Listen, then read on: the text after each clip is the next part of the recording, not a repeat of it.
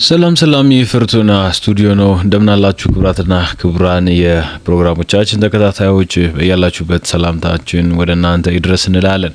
እንግዲህ ክብራትና ክብራን በትላንትናው ዕለት ሁላችንም እንደምናውቀው የቲክቶክ ክሬቲቭ አዋርድ ተከናውኖ ነበረ። የቲክቶክ ክሬቲቭ አዋርድ መከናወኑን ተከትሎ ብዙ ሰዎች ሀሳባቸውን እየሰጡ ነው የሚገኘው። አንዳንድ የተከሰቱ አነጋጋሪ ጉዳዮች እነሱን ጉዳዮች ወደ እናንተ እናደርሳለን። ምን ዋና ጉዳዮች ተከሰቱ? አብራችሁን ቆዩ። እንግዲህ አዶናይ ባሸነፈበት በትላንትናው የቲክቶክ ክሬቲቭ አዋርድ ብዙ ጉዳዮች ተፈጥረዋል። የዩቲናስና የአዶናይ ፉክክር የብዙዎችን የታዳሚዎችን ቀልብ ስቦ ነበረ። የዩቲናስ ደጋፊዎች በሌላ በኩል የአዶናይ ቤተሰብ ዘመድ አዝማድና ወዳጆቹ በሌላው አንግል ለካሜራ ተፋጠው ቆዩ። በድንገት ሰራዊት ፍቅሬ ወደ መድረክ ወጣ። የዘንድሮ የቲክቶክ ክሬቲቭ አዋርድ አሸናፊ ሊበሰር ጫፍ ደረሰ። በሌላ አንግል ብዙዎቹ አዶናይ ያሉ መጮህ ጀመሩ። በሌላው ጫፍ ደግሞ የዩቲናስ ደጋፊዎች ማንባረቃቸውን ቀጠሉ። ሰራዊት ፍቅሬ በፖስታ የታሸገውን የ2025 የቲክቶክ ክሬቲቭ አዋርድ አሸናፊን ለማብሰር ፖስታውን መቅደድ ጀመረ። ድንገት የመድረክ መሪው ጉዳዩን እንዲያዘገየውና በመሃልም መልእክት እንዲተላለፍ እድሉን ለቲክቶክ ክሬቲቭ አዋርድ አዘጋጁ መስጠቱን ተናገረ። አዘጋጁ ወደ መድረክ ከወጣ በኋላ ስለ ቲክቶክ ክሬቲቭ አዋርድ፣ ስለ ሽልማቶቹ፣ ስለነበራቸው ቆይታ በትንታኔ መልኩ አስረዳ። ከዛ በኋላ ወደ ሰራዊት ፍቅሬ የዞሮ መድረክ መሪ አሁን ሰዓቱ ስለሆነ እባክህ አሸናፊውን አሳውቀናለው። መድረኩ ተንቀጠቀጠ። ታዳሚው በአንድ እግሩ ቆመ። ሁሉም በጸጥታ ዝም አለ። መጨረሻ ላይ ሰራዊት ፍቅሬ የዘንድሮ የ2025 የቲክቶክ ክሬቲቭ አዋርድ አሸናፊ አዶናይ መሆኑን አወጀ። ተንቀጠቀጠ፣ በጩኸት ቀለጠ። የሱ ደጋፊዎች በሙሉ ደስታ ጨፈሩ፣ አዝለውትም ዞሩ።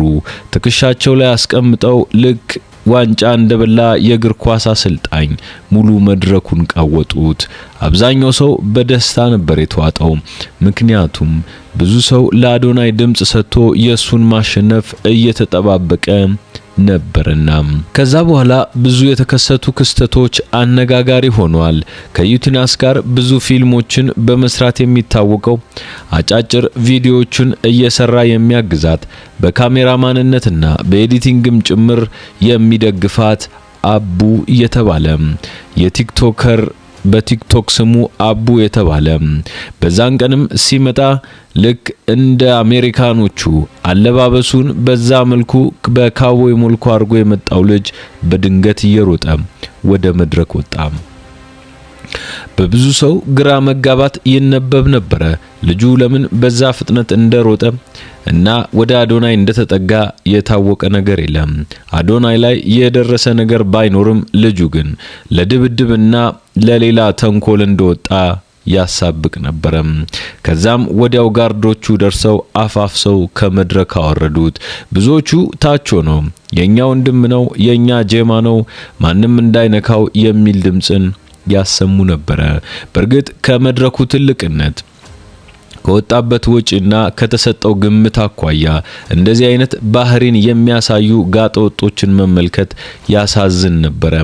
ልጁ የመድረኩን ትልቅነትና ማን እዛ መድረክ ላይ እንደተከሰተ ለመረዳት የሞከረ አይመስልንም።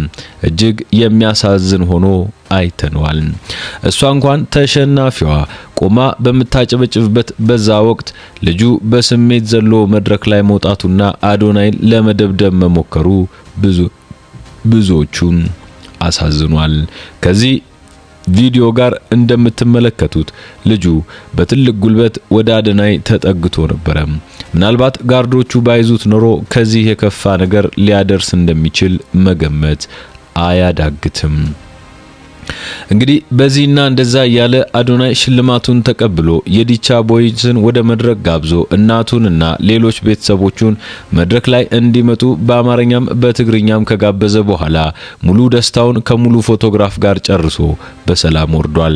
ከዛ በኋላ ግን ወደ ውጭ ወጥተው መኪናውን እንዳስረከቡትና በላይቭ ስርጭት ውስጥ እንዳልተካተተ ግን እየተነገረ ነው። በዛውም ወደ ቫርዳስ የላውንጅ ግብዣ ተደርጎላቸው ብዙዎቹ ክለብ ማምሸታቸው ተነግሯል። እንግዲህ ይህ የሆነው በቲክቶክ ክሬቲቭ አዋርድ 2025 ላይ ነው። ከዚህ በተረፈ ምን ሌላ ዋና ኢቨንቶች ተከሰቱ? እሱን እናስቃኛችሁ። በቲክቶክ ስሟ ኢቫ ትባላለች። እቺ ልጅ በአነጋጋሪ አለባበሷ ብዙ ጊዜ ትታወቃለች። ትላንትም ለብሳው የመጣችው አለባበስ እጅግ አስቀያሚና ቀፋፊ ሆኖ ታይቷል። እንዴት ይህንን በኢትዮጵያውያን ባህል በሃይማኖትና በአኗኗራችን እንኳን የማንፈቅደውን ያለባበስ አይነት ለብሳ መጣች? እጅግ አሳዛኝ ነበር። ለማየት የሚቀፍ ብዙ ሰዎች በቴሌቪዥንና በዩቲዩብ ስርጭት ከ64000 በላይ ላይቭ ቁጭ ብለው ይመለከቱትን የነበረውን ፕሮግራም ባለማክበሯ ልትከሰስ ልትወቀስ ይገባታል። አለባበሷ በጣም የሚያስጠላና በተለይም በዚህ ጄኔሬሽን ይደረጋል ተብሎ ሊታሰብ የማይችል ነው። እጅግ የሚቀፋ አለባበስ ከውስጥ ምንም ነገር ያላደረገች ሲሆን ወንፊት በመሰለ ታይት ውስጥ ሙሉ ገላዋን እያሳየ አጭር ያደረገችውን የውስጥ ፓንት ብቻ ሸፍና ነበር የቆመችው። እኛ እንኳን ለመግለጽ በምንቸገርበት በዚህ አለባበስ እሷ ደረቷን ነፍታ ለካሜራ ልቧን አጋልጣ ነበር። ከላይ ምንም ያላደረገች ሲሆን ሙሉ የጡቶቿና ሌሎች ክፍሎቹ ጭምር በአግባቡ ይታዩ ነበር። ይህ የሚከብድ ነገር ነው። የደረት ክፍሏን እንኳን ሳትሸፍን መድረክ ላይ ቆማ በቲቪ ላይቭ ስርጭት ውስጥ ገባች። ለመሆኑ እንደዚህ አይነት ስርዓት የጎደለው ነገር ሲደረግ እንዴት በመንግስት ደረጃ እንኳን ዝም ይባላል የሚሉ ሰዎች እየመጡ ነው። ይሄ በኢትዮጵያ ሕግ ክልክል ነው። ያስከስሳል፣ ያስቀጣል። ከጉልበት በላይ መልበስ በማይቻልበት በኢትዮጵያ የወንጀለኛ መቅጫ ሕግ መሰረት ይሄ ራቁትን መመለስ ወይም መመላለስ እጅግ የሚያስኮንን ሆኖ ሊታይ ይገባል ይላሉ አብዛኞቹ። ይቺ ልጅ መመከርና መገሰጽ አለባት እንጂ በዚህ ደረጃ ወርዳ መገኘቷ አሳዛኝ ሆኖ አልፏል። ሌላው በቲክቶክ ክሬቲቭ አዋርድ የታየው ዋነኛና ብዙ ሰዎችን ያነጋገረው ደግሞ የሱራጃ ጉዳይ ነው። አብዛኞቻችን ሱራጃን በኮዬ ፌጬ በሚለው ዘፈኑ እናውቀዋለን። ይሄ ልጅ በተለያዩ የቲክቶክ ቪዲዮቹ ፌመስ የሆነ ሲሆን በአጭር ጊዜ ውስጥ ተቀባይነትን ያገኘ ነው። እንግዲህ በጭላሎ ፉድ ኮምፕሌክስ በተዘጋጀው የጭላሎ ቻሌንጅ ኦኬ ፓስታን በማስተዋወቅ ከፍተኛ ቪው ያገኘ ሲሆን ነገር ግን ትላንትና ከ5 እጩዎች ውስጥ እንኳን መካተት አልቻለም። ስለዚህ ብዙዎቹ ተናደው ተበሳጭተውም ታይተዋል። እሱም በንዴት መድረኩን አቋርጦ ወደ ቤቱ ተጉዟል። እሱ እንደተናገረው እኔ በዚህ ሰዓት እዚህ መገኘቴ ትልቅ ነገር ቢሆንም ነገር ግን እኔን በዚህ ደረጃ ለማክበራቸው ከ5 ሊስት ውስጥ እንኳን አለማስገባታቸው አሳዝኖኛል፣ አስቆጥቶኛል ሲል በእንባ ተናግሯል። ስሙ አለመጠቀሱ ብቻ ሳይሆን የሱ ቪዲዮዎች ከታዩት የሚሊየን ቁጥር አንጻር ሲታይ አንደኛ ከወጣው ቤኪ 4 ኪሎ ይበልጣል እንጂ አያንስም ነበር። በምን እንደመረጡት ባይታወቅም ቤኪ 4 ኪሎ ይህንን ሽልማት አሸንፏል። በዚህ ሽልማት ላይ በደንብ የሰሩትና በብዙዎች ዘንድ ቀልብ የሳበው ቪዲዮ ያደረጉት ጉተማና ብሩ ለአሸናፊነት ተጠብቀው ነበር፣ ግን አልሆነም። ቤኪ 4 ኪሎ የበላበትን ቪዲዮ ብዙዎቹ ሲተቹት ነበር። የነ ጉተማና ብሩ ቪዲዮ ግን በቀጥታ እንደሚያሸንፍ በብዙዎች ተጠብቆ ነበር። ጉተማና ብሩ ደስተኛ ያልነበሩ ሲሆን ሽልማቱን ከተቀበሉ በኋላም ቶሎ ከመድረክ ለመውረድ ሲጣደፉ ታይቷል። አንደኛ የወጣው ቤኪ 4 ኪሎ በቂ የሚባል የቪዲዮ ጥራት፣ በቂ የሚባል ትግበራን አድርጓል ተብሎ አልተገመተም ነበርና ነው። እንግዲህ በዚህ ሁሉ የውድድርና የሽልማት ስነ ስርዓት ላይ አራተኛ ሽልማቱን ያሸነፈው አዶናይ የሙሉ አመቱ የውድድሩ አሸናፊ ሆኗል። ሌላው ዩቲናስ 3 ተከታታይ ሽልማቶችን መውሰዷ ተረጋግጧል። እዚህ ላይ አንድ የምንታዘበው ነገር አለ። ብዙዎቻችን ወዴት እየሄድን እንደሆነ ያስተዋልነው አይመስልንም።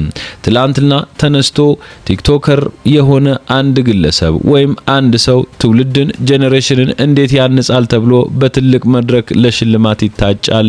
ይህ ወደፊት የሚያስተላልፈው ትርጉም በከፍተኛ ሁኔታ ሊታሰብበት ይገባል። በቲክቶክ ክሬቲቭ አዋርድ ትላንት ምንም የነበሩ ያለምንም ጥረት በአንድ ካሜራና በአንድ ቀረጻ ብቻ እዚህ ደርሰዋል። ጄኔሬሽን ትውልድ ህፃናት ከዚህ የሽልማት ስነ ስርዓት ምን እየተማሩ እንደሆነ መገምገም ያስፈልጋል። አንዳንድ ጊዜ አለባበሶችን ስትመለከቱ ትውልዱ ወዴት እየሄደ ነው የሚለውን ወደ ጭንቅላታችሁ ታመጡታላችሁ። ወንድ ሆነው የሴት አለባበስ ለብሰው የመጡ ብዙዎች ነበሩ። ቀይ በቀይ ሆነው በደም የተነከረ አንሶላ መስለው ይታዩ የነበሩት ደግሞ እልፎች ናቸው። ይሄ ከምን መጣ? እንዴት ተከሰተ? አረ ወዴት እየሄድን ነው ብሎ የሚጠይቅ አንድ ሰው መጥፋቱ ደግሞ እጅግ ያሳዝናል። አለባበሳቸው በፍጹም ይለያል። በተለይም አሜሪካ ላይ የግራሚ አዋርድ ሲሸለሙ ብዙ አርቲስቶች የሚያረጓቸው ከራሳቸው ባህል፣ ከራሳቸው ታሪክና ካላቸው የአምልኮ ስነ ስርዓት ከሚቀበሉት የማምለኪያ መንገድ አንጻር የሚያሳዩት አለባበስ ነው። እዚህ ታዲያ እኛ ኮፒ የምናረገው በየትኛው ባክግራውንድ፣ በየትኛው ታሪካችንና በየትኛው ከዛ ጋር የተገናኘ ግንኙነታችን እንደሆነ ፈጣሪ ብቻ ነው የሚያውቀው። ትላንትና የተከሰቱ እነዚህ አነጋጋሪ ድርጊቶች፣ አለባበሳችን፣ አንዳንድ ለመድረክ የማይመጥኑ ንግግሮችን ጨምሮ ማየታችን እጅግ የሚያሳዝንና ሊስተካከል የሚገባው ነው። ከዛ ባለፈ በማስተዋል በአዲስ አበባ ከተማ እግር ኳስ ፌዴሬሽን ምክትል ፕሬዝዳንት የተላለፈው መልእክት ብዙዎቹን ለብስጭት ዳርጎ ነበር። አንድ ትልቅ የመንግስት ባለስልጣን ናት መድረክ ላይ የወጣችው ልትሸልም ነው። እሷ ግን አቋረጠችና ከሁሉም የሚበልጠውን ሽልማት እኔ ሸልማችኋለሁ፣ ጌታን ተቀበሉ ስትል ሰበከች። መስበኳ ስህተት ባልሆነ ቦታው ግን ለዛ የተዘጋጀ አልነበረም። አንዳንዶቹ በስኬታቸው ተደስተው ፈጣሪያቸውን ሲያመሰግኑ ታይተዋል። እመቤታችንንም ሲያመሰግኑ ተመልክተናል። ይሄ የነሱ የስኬት ምንጭ ነውና ላገዛቸው ለረዳቸው አካል ማመስገናቸው ተገቢ ነው። እሷ ግን ልትሸልም እንጂ ልትሸለም አልመጣችም። መድረኩን ላልሆነ ተግባር ተገልግላለች። አብዛኛው ታዳሚም የተበሳጨባት በሚመስል መልኩ አንድም ሰው ፖዚቲቭ ፊድባክ ሲያሳያት አልታየም። ይሄ ነገር ሊስተካከልና ወደፊት እርማት ሊደረግበት ይገባል እንላለን። እንግዲህ ዋናውና በቲክቶክ ክሬቲቭ አዋርድ የታዩት ነገሮች እነዚህን ይመስሉ ነበረ። በቪዲዮቹ ተጨማሪ ዘገባዎችን እንድትመለከቱ እየጋበዝን የዛሬውን ፕሮግራም በዚሁ እናጠቃልላለን። ሰናይ ጊዜ ይሁንላችሁ። ቻው ቻው።